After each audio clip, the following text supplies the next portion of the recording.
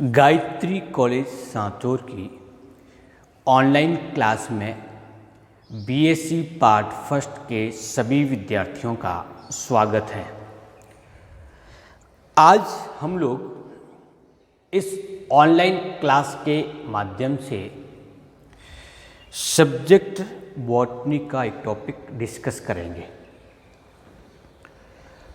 हमारा आज का टॉपिक है इकोनॉमिक इम्पोर्टेंस ऑफ बैक्टीरिया, जीवाणुओं का आर्थिक महत्व। ये तीसरा भाग है किसका? Economics important of bacteria. जैसा कि हम जानते हैं कि इकोनॉमिक इम्पोर्टेंस अर्थात आर्थिक महत्व में लाभदायक तथा हानिकारक एक्टिविटीज अथवा क्रियाओं को पढ़ा जाता है। तो हमने इकोनॉमिक्स इम्पोर्टेंस ऑफ बैक्टीरिया के फर्स्ट और सेकेंड भाग के माध्यम से यूजफुल एक्टिविटी अर्थात हमने लाभदायक क्रियाओं के बारे में पढ़ा था कि किस प्रकार से जीवाणु मानव तथा अन्य प्राणियों के लिए लाभदायक होता है। अब सपोज करें कि यदि लैक्टोबैसिलस बैक्टीरिया नहीं होता, लैक्टिक एसिड बैक्टीरिया नहीं होता, तो क्या उस कंडीशन में दूध से दही बनना संभव हो पाता? नहीं हो पाता। तो ये एक प्रकार की क्या हुई? लाभदायक। लेकिन ऐसा नहीं है कि सभी जीवाणु लाभदायक ही हो, बल्कि कई जीवाणु ऐसे भी हैं जिनकी क्रियाओं के कारण, क्रियाविधियों के कारण पादप तथा जंतुओं को हानि उठानी पड़ती है। फलस्वरूप कई रोग उत्पन्न हो जाते हैं, उत्पादकता कम हो जाती है, प्राणियों की उपापचय क्रियाएं परिवर्तित हो जाती है, ग्रोथ रुक जाती है। तो हम इन्हें लाभदायक न मान करके हानिकारक मानते हैं। तो आज हम इस इकोनॉमिक्स इम्पोर्टेंस ऑफ बैक्टीरिया के तीसरे भाग के माध्यम से किसके बारे में डिस्कस करेंगे? हार्मफुल एक्टिविटीज ऑफ बैक्टीरिया, हानिकारक क्रियाएं। बैक्टीरिया किस प्रकार से हानि पहुंचाता है। बैक्टीरिया की क्रियाविधि से कई प्रकार के हानिकारक लक्षण उत्पन्न होते हैं, जिसमें सबसे पहला और सर्वाधिक हार्मफुल है वो है रोगजनक क्रिया, पैथोजन एक्टिविटी होती है। बैक्टीरिया रोगजनक के रूप में प्रयुक्त होता है। हालांकि रोगजनक कई प्रकार के घटक हैं, जैसे प्रोटोजुआ होते हैं, निमेटोड्स होते हैं, वायरस होते हैं, माइकोप्लाज्मा होता है, फंगी होती है और बैक्टीरिया होते हैं। तो हम बैक्टीरिया के संदर्भ में पढ़ रहे हैं। बैक्टीरिया रोगजनक के रूप में प्रयुक्त होते हैं। रोगजनक हम उन जीवों को कहा जाता है या उन घटकों को कहते हैं जो रोग उत्पन्न करने का कार्य करते हैं। सबसे पहले ब्यूरिल नामक वैज्ञानिक ने 1878 में ये सिद्ध किया था कि जीवाणु रोगजनक के रूप में प्रयुक्त होते हैं। किसके द्वारा? कि जीवाणु रोगजनक हैं, ऐसा सबसे पहले किसने बताया था? ब्यूरिल ने बताया था। इन्होंने क्या किया था कि इन्होंने एप्पल पर उत्पन्न होने वाले रोग का अध्ययन करते हुए बताया था कि जीवाणु रोगजनक हैं और उस रोग का नाम क्या था? Fire blight of Apple. जीवाणु पादपों में और प्राणियों में समान रूप से वो रोग उत्पन्न करते हैं। पादपों में उत्पन्न होने वाले रोग के लक्षण अलग होते हैं और प्राणियों में उत्पन्न होने वाले रोग के लक्षण अलग होते हैं। सबसे पहले देखते हैं पादपों में होने वाले रोग के लक्षण। क्या क्या लक्षण होते हैं? पिट्टिका बन जाती है, छोटी छोटी गांठें बन जाती है, पर्ण पे बन जाती है, तने पे बन जाती है। या फिर इन जीवाणुओं के संक्रमण से पुष्प होते हैं वो पूर्ण रूप से परिपक्व नहीं होता, या फिर फल परिपक्व नहीं होता, तो अपूर्ण पुष्प और फल का निर्माण हो जाता है। या फिर एपिकल पार्ट होता है वो मरना प्रारंभ हो जाता है। एपिकल पार्ट होता है वो झुंडनुमा संरचना के रूप में हो जाता है, कुछ शीर्ष का निर्माण हो जाता है, उसमें कैंकर हो जाता है, पर्ण विरूपित हो जाती है, तो पर्ण विरूपण हो जाता है, पर्ण पर छोटे छोटे धब्बे उत्पन्न हो जाता है, अथवा पौधे छोटे रह जाते हैं। तो पौधों में कुल कितने प्रकार के लक्षण हुए? पीटिका अपूर्ण पुष्प, फल या शीर्षण, कोर्स शीर्षण, कैंकर, पर्ण विरूपण, पर्णचिल्ली और वामनी भवन। तो वामिनी भवन तक के जो लक्षण है वो पादपों में उत्पन्न हो रहे हैं। यदि हम प्राणियों में बात कर रहे हैं तो ये प्राणियों में कई प्रकार के रोग उत्पन्न करने का कार्य करता है। अलग अलग लक्षण होते हैं रोग विशेष के अनुसार। ये हमेशा परिसंचरण द्वारा एक अंग से दूसरे अंग तक पहुंचते हैं। एक अंग से कहाँ तक पहुंचेंगे? ये दूसरे अंग तक इनका गमन होता है। कौन गमन करता है? जीवाणु। साधारणतः बैक्टीरिया आहार नाल को प्रभावित करने का कार्य करता है। तो आहार नाल के प्रभावित होने से पाचन क्रिया पूर्ण रूप से डिस्टर्ब हो जाती है, फलस्वरूप विभिन्न प्रकार के रोग के लक्षण उत्पन्न होते हैं। कुछ एक एग्जाम्पल देख लेते हैं जो पादपों में और जंतुओं में वो रोग उत्पन्न करते हैं, उसके रोग के नाम और रोगजनक। हालांकि जो बोर्ड पे दिख रहे हैं वो केवल एग्जाम्पल के तौर पर हम पढ़ रहे हैं, बाकी बहुत सारे बैक्टीरिया ऐसे हैं जो रोग उत्पन्न करते हैं। तो इसकी एक लंबी सी लिस्ट है। सबसे पहले देखते हैं प्राणियों में। मानव के अंदर हैजा रोग फैलाने का कार्य कौन करता है? विब्रियो कोलेरी करता है। इसके फलस्वरूप क्या होती है? डायरिया हो जाता है, पेसिस हो जाता है। प्लेग रोग फैलता है पार्सुला पेस्टिस के द्वारा। डिप्थीरिया रोग फैलता है कॉर्निबैक्टीरियम डिप्थीरिया नामक जीवाणु के द्वारा। और टिटनेस रोग फैलता है क्लोस्ट्रिडियम टिटेनी के द्वारा। तो कुल कितने प्रकार के रोग हम पर देखें? हैजा, प्लेग, डिप्थीरिया और टिटनेस, इन सबका रोगजनक क्या है? बैक्टीरिया।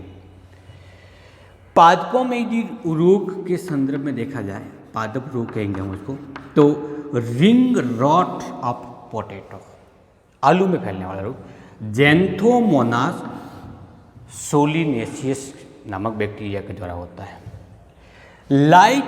ब्लाइट ऑफ पीडी, धान का ब्लाइट रोग जेंथोमोनास ओराइकी के द्वारा संपन्न होता है। जबकि टोंडू ऑफ वीट का टोंडू रोग होता है वो कॉर्निबैक्टीरियम ट्रिटिसाई द्वारा होता है। तो ये कुछ एग्जाम्पल बैक्टीरियाओं के जिसके द्वारा मानव में और पौधों में, पादपों में रोग फैलते हैं। तो इस प्रकार से हम कह सकते हैं कि बैक्टीरिया मुख्य रूप से हानिकारक क्रियाविधि के अंतर्गत रोग उत्पन्न करने का कार्य करता है।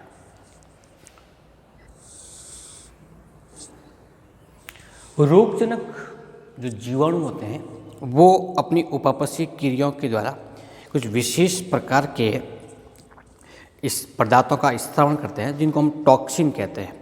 ये टॉक्सिन दो प्रकार के होते हैं। एक तो होता है अंतर्विष और दूसरे होते हैं बहिर्विष। अंतर्विष मुख्य रूप से जीवाणु की कोशिका से उत्पन्न होने वाले एक लिपोसैकेराइड्स होते हैं जो कि परपोषी कोशिकाओं को नष्ट करके रोग उत्पन्न करने का कार्य करता है। जबकि बाह्य विष ऐसे रासायनिक पदार्थ होते हैं जो परिसंचरण तंत्र द्वारा एक भाग से दूसरे भाग तक पहुंच करके रोग उत्पन्न करते हैं। तो इस प्रकार से रोगजनक जीवाणु अपने उपापचयी क्रिया द्वारा निर्मित होने वाले आविष या टॉक्सिन के द्वारा रोग उत्पन्न करते हैं। हार्मफुल एक्टिविटी का दूसरा जो प्रकार होता है जिसके द्वारा भोजन विषाक्तता बनती है, फूड टॉक्सिसिटी कहलाती है। होता क्या है कि खाद्य पदार्थ में जब बैक्टीरिया की जो कि हार्मफुल है कि अति सक्रियता के फलस्वरूप ऐसे रासायनिक पदार्थ बनते हैं जिनको हम टॉक्सिन नाम देते हैं। फलस्वरूप टॉक्सिन की उपस्थिति के कारण भोज्य पदार्थ खराब हो जाता है जिसको हम विषाक्त कहते हैं। जैसे फॉर एग्जाम्पल माइक्रोकोकस पायोजिनस बैक्टीरिया है, ये एक जीवाणु है। ये दूध से उत्पन्न होने वाले विभिन्न प्रकार के उत्पाद जैसे क्रीम, पनीर और दूध को खराब करने का कार्य करता है। भोजन की विषाक्तता से उत्पन्न होने वाले रोग यानी ऐसे विषाक्त भोजन को खाने से शरीर की उपापचय तंत्र, पाचन तंत्र खराब हो जाता है। इस प्रकार के रोग को बाटुलिज्म कहते हैं। तो प्रभाव क्या हुआ? बाटुलिज्म रोग उत्पन्न हुआ। बाटुलिज्म रोग मुख्य रूप से क्लॉस्ट्रीडियम बोट्यूलिनम नामक बैक्टीरिया के द्वारा होता है। और इसके फलस्वरूप क्या होता है, भोज्य पदार्थ विषाक्त हो जाता है। ऐसे भोज्य पदार्थ को खाने से श्वसनी अंगघात अथवा जीभ का फूलना जैसे लक्षण उत्पन्न होना प्रारंभ हो जाते हैं। भोज्य पदार्थ के अंतर्गत इन जीवाणुओं के कारण विषाक्त हो जाता है, जिससे एक बड़ी मात्रा भोजन की है वो खराब हो जाती है। इस प्रकार से ये मानव तथा प्राणियों के लिए हानिकारक होता है। जीवाणु कई ऐसे भी होते हैं जो जल के अंतर्गत अतिवृद्धि के द्वारा जल को प्रदूषित कर देते हैं। ऐसा जल पीने योग्य नहीं होता, उपयोग में लेने युक्त नहीं होता, तो उसको नाम देके हम जल का प्रदूषण अथवा बैक्टीरिया भी जल को प्रदूषित करते हैं। जैसे साल्मोनेला टाइफी है, जिसे टाइफाइड रोग होता है, साइजिलेला डाइसेंट्री है, अथवा विब्रियो कोलेरी जल के अंतर्गत यदि अत्यधिक मात्रा में विकसित हो जाता है तो जल प्रदूषित हो जाता है। जब हम हैजा रोग को पढ़ते हैं तो उसमें पढ़ते हैं कि रोग का प्रसारण किस विधि द्वारा होता है, कैसे होता है, तो कैसे होता है, प्रदूषित जल के द्वारा, क्योंकि उस जल में क्या पाए जाते हैं, विब्रियो कोलेरी बैक्टीरिया या हानिकारक बैक्टीरिया। किसी जलाशय में इन बैक्टीरिया की अतिवृद्धि से या इन बैक्टीरिया की उपस्थिति से ऐसे जल को पीने से रोग उत्पन्न होते हैं, इसलिए हम उसको प्रदूषित जल की श्रेणी में मानते हैं। वो न तो मानव के लिए उपयोगी होता है, न ही किसी अन्य प्राणियों के लिए। तो जो तीसरा हानिकारक एक्टिविटी थी वो कौन सी थी, जल प्रदूषण की।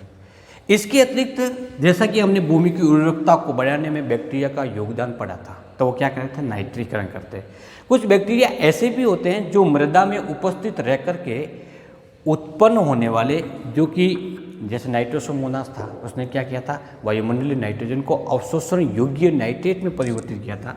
तो ये बैक्टीरिया क्या करेंगे, उन नाइट्रेट को जो कि दूसरे बैक्टीरिया को तो बढ़ाया गया है, निर्मित किया गया है, उसका यौगिकीकरण किया गया है, वो पौधों के लिए उपयोगी है, तो ये बैक्टीरिया क्या करेंगे, उस नाइट्रेट को वापस बदल देते हैं नाइट्राइट में या फिर अमोनिया में, या फिर उसको बदल देंगे वायुमंडलीय नाइट्रोजन में। जैसे बेसिलस डीनाइट्रिफिकेंस अथवा थायोबैसिलस डीनाइट्रिफिकेंस, ये बैक्टीरिया क्या करेंगे, जो यौगिकीकरण स्त्रीकरण हो गया, फिक्सेशन हो गया, उस फिक्स्ड नाइट्रोजन को अर्थात नाइट्रोजन के ऑक्साइड को वापस वायुमंडलीय नाइट्रोजन में बदलने का कार्य करता है।